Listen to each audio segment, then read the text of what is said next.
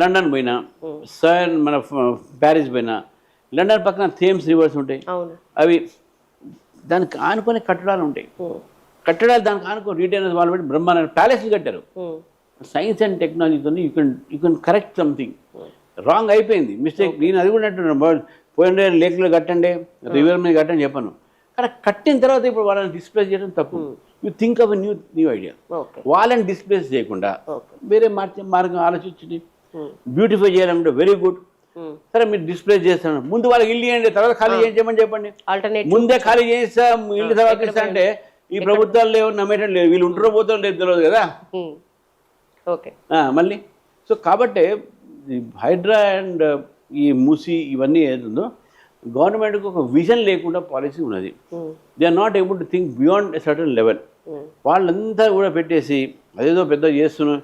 ఇప్పుడు 111 జియో యాక్చువల్లీ దీని అందరికీ మూల కారణం.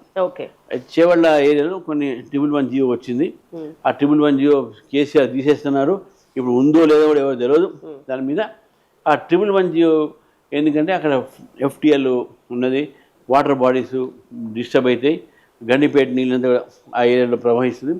కాబట్టి చేవలలో కొన్ని చేవల అసెంబ్లీలో కొన్ని మండలాలు కొన్ని గ్రామాలకు 111 జియో వర్తిస్తుందని చెప్పి ఆ రోజు సుప్రీంకోర్టు చెప్పింది. పర్యావరణ సంబంధించిన కాపాడాల్సిన అవసరం ఉన్నది. But you don't do such type of activity. నువ్వు కరెక్షనల్ మెథడ్ తీసుకోవాలి మీరు. Sir, Muthyalamma temple issue, Tirupati laddu issue, ఈ రెండింటిని మీరు ఎట్లా చూస్తారు? రెండు కూడా it is attack on Hinduism and Hindu institutions. ఒకటి ఎందుకంటే ఇప్పుడు తిరుపతిలో అడల్టరేటెడ్ ఘీ వచ్చింది అనేది పాత గవర్నమెంట్ తెలియదు తర్వాత సంగతి. కానీ అక్కడ వచ్చింది మాట వాస్తవం. వచ్చినటువంటి దీంట్లో వాళ్ళు ఏం చేయాలి, టెస్ట్కి పంపించి వాళ్ళ మీద యాక్చువల్ వాళ్ళ దగ్గర బంద్ చేయాలి. ఆమె కొన్ని ట్యాంకర్లు రిటర్న్ చేసినామనంటే అసలు ట్యాంకర్ మీద వచ్చింది ఎట్లా, ఫస్ట్ థింగ్. అంటే మీరు అడల్టరేటెడ్ అనేది తెలిసిన తర్వాత కూడా మళ్ళీ అదే ట్యాంకర్లు ఎట్లా వచ్చింది మీ దగ్గరికి. రెండోది ఒక పవిత్రత కాపాడాలి. తిరుపతి అంటే ఇప్పుడే మా మిత్రుడు లడ్డు ఇచ్చిపోయి ఇప్పుడు ఆ లడ్డు ఫస్ట్ తినే వాసన ఇవ్వాల్సి వస్తుంది. నిజంగా కూడా మళ్ళీ అటువంటి ఒక కోట్లాది మంది భక్తులు ఉన్న నమ్మకాన్ని అది చేస్తున్నారంటే తప్పే కదా.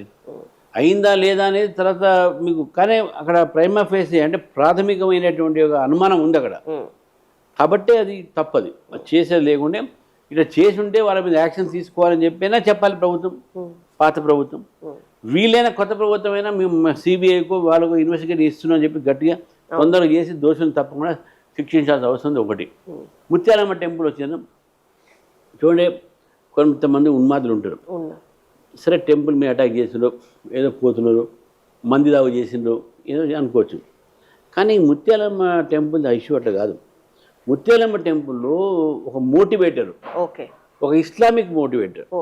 ఆ ఇస్లామిక్ మోటివేటరు ఒక 150 మందికి ఇంగ్లీష్ క్లాసులు చెప్తా అని చెప్పేసి వాళ్ళకి ఇండాక్ట్రినేషన్ జహాదీ మీద, ఇస్లామిక్ మీద చెప్పి ఈ పనులను చేస్తున్నటువంటి విషయాన్ని మనం గుర్తుపెట్టుకోవాలి. ఒకటి, ఇది డేంజరస్ థింగ్.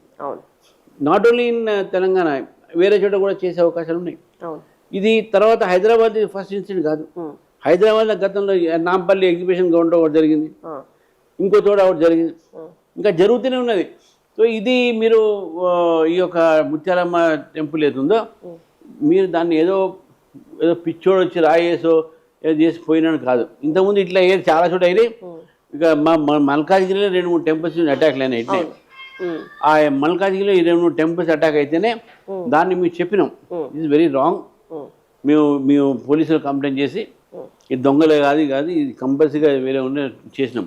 కొన్ని చోట పట్టుబడితే సరే వాళ్ళు గొడవలు అయితే ఇంకా దాని మీద కాకుండా చేసినాం. ఇప్పుడు నేనేమంటున్నా అంటే ముత్యాలమ్మ టెంపుల్ పోలీసులు ఏం చేయాలి, దాని మీద NIA మీకు ఇవ్వాలి, అది ఇవ్వట్లేదు. రెండోది వాళ్ళ మీద యాక్షన్ తీసుకోవాలి. ఏం యాక్షన్ తీసుకున్నారు, వాళ్ళు ఇంకా హాస్పిటల్లో కూర్చోబెట్టిను, లేకుంటే ఇంకా చేస్తున్నాం, వాళ్ళని అరెస్ట్ చేయలేదు. చేసింది ఏంది, ప్రొటెస్ట్ చేస్తే వాళ్ళ మీద లాఠీ చార్జ్ చేశారు, అరెస్ట్ చేశారు. ఇప్పుడే కిషన్ రెడ్డి గారు అతను మాట్లాడారు, అరే మనోళ్ళందరూ అరెస్ట్ చేస్తున్నాం, మీ అందరూ ఏం చేస్తున్నాం, లీగల్ టీం మీరు ఇవాళ నేను కోర్టులో కూడా అదే ఆ కేసు అర్గ్యూస్ వచ్చాను. సో ముత్యాలమ్మ కేసుని ఐసోలేటెడ్ కేసుగా సింగిల్ ఇన్సిడెంట్గా చూడొద్దు. It is definitely an organised communal crime by certain jihadi elements. దాని త్రూ గట్టిగానే ఫైట్ చేయబోతున్నారా? చేయాలి, తప్పకుండా చేయాలి, చేయాల్సిందే. ఓకే. కాంగ్రెస్ పార్టీ ఎప్పుడైనా దేశాన్ని మతం పేరు మీద, కులం పేరు మీద, ప్రాంతాల పేరు మీద విడగొట్టే ప్రయత్నం చేసింది. They are the people who always follow divisive politics. ఈ విడగొట్టి రాజాధికారం చేసేటువంటి ఆలోచన కాంగ్రెస్ పార్టీ.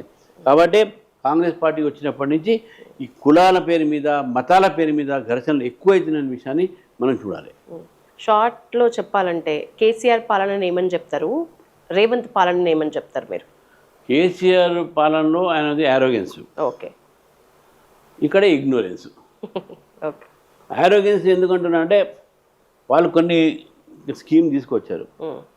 ఆ స్కీమ్ నరేంద్ర మోదీ గారు పెట్టిన స్కీమ్సే. ఆయన ఏంది చెప్పేది, నేను చేశాను, ఆయన పేరు మార్చుకుని ఆయన పెట్టుకున్నాను. యారోగెన్సే కదా. ఈయన ఇగ్నోరెన్స్ ఎందుకు చెప్తున్నావు అంటే, నీ ఇగ్నోరెన్స్తోనే నువ్వు తప్పుడు లెక్కలు ఇస్తున్నావు పబ్లిక్. నీ హైడ్రా ఇగ్నోరెన్సే, నీ మూసీ ఇగ్నోరెన్సే, డిపిఆర్ కూడా తయారు కాలే, నీ ఒక రైతు బంధువు అది ఇగ్నోరెన్సే, రైతుల మీద ఉన్నది అది ఇగ్నోరెన్సే, నీ development programme ignorance. What you done to so much. మహిళలకు ఫ్రీ బస్ ఇచ్చారు, కరెక్టే. ఇప్పుడు మీలాంటి వాళ్ళు బస్సులు వాడుతున్నా, మహిళలు ఏదో ఉన్నారు వాడే వాళ్ళు ఏదో వాడుతున్నారు, వాళ్ళు కూడా హ్యాపీ లేరు. They are also not happy. అది ఫ్రీ అనేది కాదు ఇక్కడ. వాళ్ళకి మహిళలకు రెస్పెక్ట్ వస్తుందా లేదా? ఎన్ని ఇన్సిడెంట్ జరిగినాయి చెప్పండి. కాంగ్రెస్ పార్టీ వచ్చినంత మహిళల పైన అత్యాచారాలు జరిగినాయి. ఎంతమంది మహిళలకు మీరు రిక్రూట్మెంట్ ఇచ్చారు, ఎంతమంది మహిళలకు మీరు రెస్పెక్ట్ ఇస్తున్నారు చెప్పండి. ఇవన్నీ పబ్లిక్ చూస్తుంది. కాబట్టి TRS was arrogant and Congress is ignorant.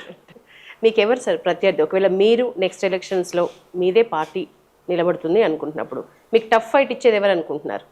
Tough fight ఎవరు ఇస్తారో వాళ్ళు తెలుసుకుంటారు, కాంగ్రెస్ బీఆర్ఎస్ అనేది. కానీ అధికారంలో వచ్చింది మాత్రం బీజేపీ.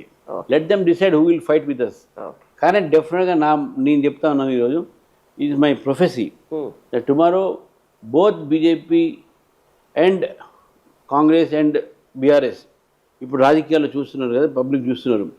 ఈ మూడు పార్టీల్లో కూడా పబ్లిక్ మాత్రం బీజేపీని ఎన్నుకుంటుంది. బీఆర్ఎస్ బోత్ టీఆర్ఎస్ ఈ రెండు కూడా ఈరోజు పబ్లిక్ ఒక ఫేత్ని కోల్పోయారు, విశ్వాసాన్ని కోల్పోయారు. పీపుల్ వాళ్ళిద్దరు నమ్మరు.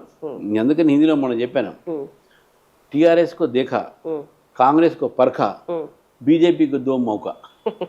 బాగుంది సార్. జిహెచ్ఎంసీ ఎలక్షన్స్ వస్తున్నాయి, మేయర్ పీఠం మీకు దక్కే అవకాశం ఉందా? 100%. That is the first test for us. Okay.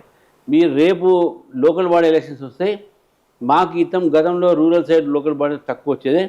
ఈసారి రూరల్ సైడ్ లోకల్ బాడీస్ కూడా బీజేపీ మేము కైవసం చాలా సీట్లు చేసుకుంటాం.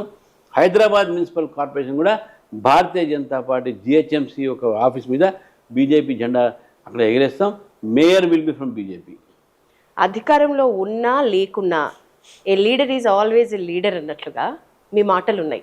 సో మిమ్మల్ని ఏ పదవిలో చూడబోతున్నాం మేము భవిష్యత్తులో? నేనేమంటే నాకు పదవిలో అవసరం లేదు.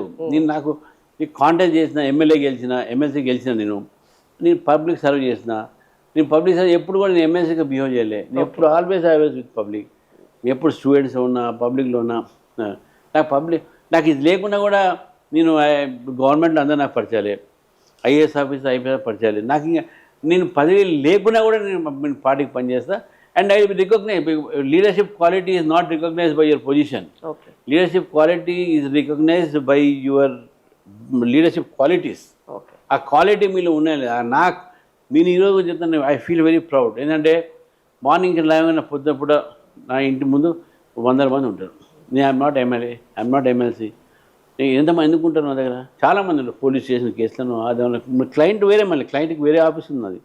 This is my house. ఇక్కడ ఉంటారు చాలామంది. నా కింద ఆఫీస్ నన్ను ఇక్కడ ఉన్నాను. I feel happy. నా దగ్గర ఎందుకు వచ్చారు? నా మీద నమ్మకం ఉండి వచ్చారు.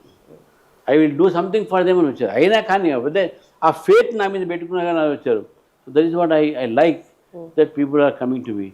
సో అది నాకు కావాల్సినటువంటి. So that's why I feel that it is not the position, it is the quality which you have that people are attracted to you, and that is leadership.